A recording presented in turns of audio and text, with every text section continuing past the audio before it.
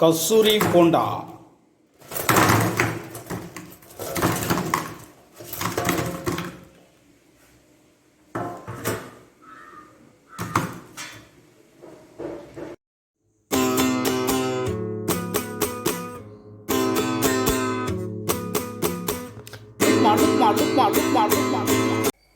Hi friends, இன்னைக்கு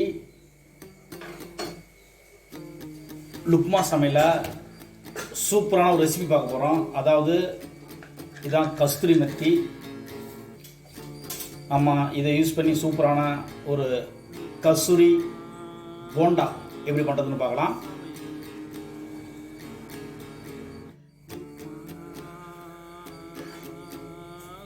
நான் என்ன செஞ்சுருக்கேன்னா, இது வந்து இட்லி மாவு ஒரு 5 கரண்டி எடுத்துக்கிட்டேன்.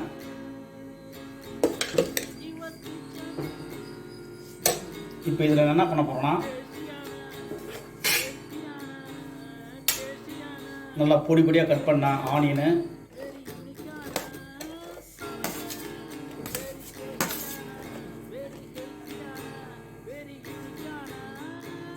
ஒரு 4-5 பச்சை மிளகாய் கட் பண்ணி வச்சுருக்கேன், அதை ஆட் பண்ணிக்கிறேன்.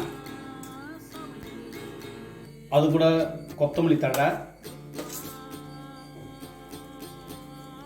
அது கூட இஞ்சி பொடி பொடியாக கட் பண்ண அந்த இஞ்சியை வந்து ஆட் பண்ணிக்கிறேன். அது கூட கொஞ்சம் போது கருவேப்பிலை,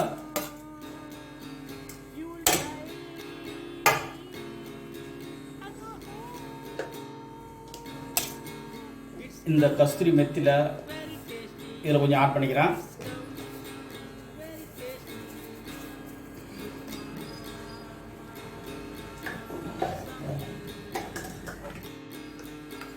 அது கூட போதுமான சால்ட் ஆட் பண்ணிக்கிறேன்.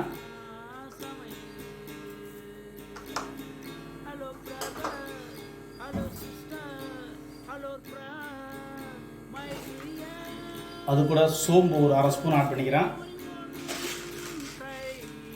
மிளகு வந்து ஒரு 1/2 ஸ்பூன் முழுசாக யூஸ் பண்ணிக்கிறேன். முழுசாக போடுங்க, அதான் ரொம்ப நல்லது. நம்ம சாப்பிட போது 1-2 உள்ளே போவோம்.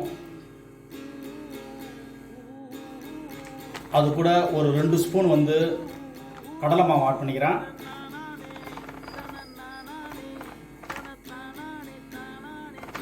ஒரு 3 ஸ்பூன் ஆட் பண்ணிட்டேன். அடுத்தது அரிசி மாவு வந்து ஒரு 4 ஸ்பூன் ஆட் பண்ணிக்கிறேன். 3 4. அது கூட பெருங்காயம் ஒரு 1/4 ஸ்பூன் ஆட் பண்ணிக்கிறேன்.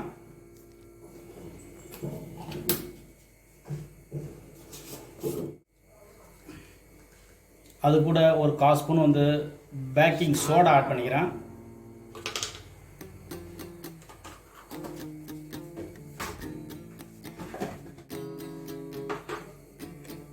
இப்போ என்ன செய்யலாம்னா, இதை நல்லா மிக்ஸ் பண்ணிக்கலாம்.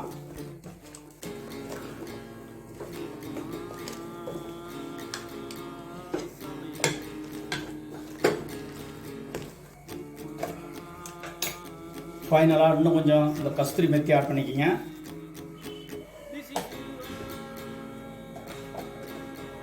இப்போது நல்லா மிக்ஸ் பண்ணிக்கிங்க.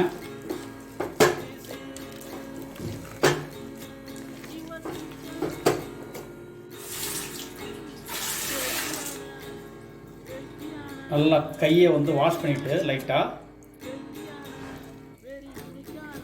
நல்லா இந்த அளவுக்கு நம்ம எடுத்து போடுற அளவுக்கு, அந்த அளவுக்கு பதத்துக்கு நம்ம நல்லா ரெடி பண்ணி வச்சுக்கணும். இங்கே பாருங்கள், அது இப்படி இருக்கணும்.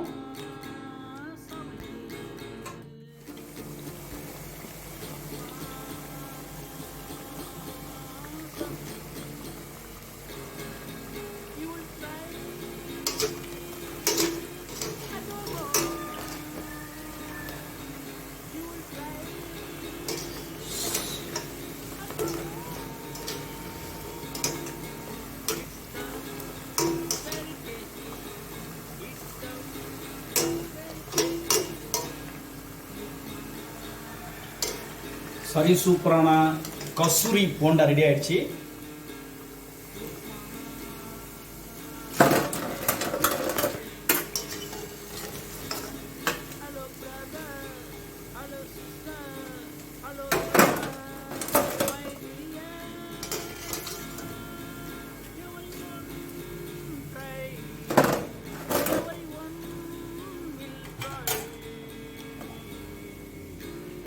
வீட்டில் நீங்கள் ட்ரை பண்ணி என்ஜாய் பண்ணுங்கள். இதுவரை சேனலை சப்ஸ்கிரைப் பண்ணுங்கள். என் வீடியோ வாட்ச் பண்ணது ரொம்ப நன்றி. தேங்க்யூ.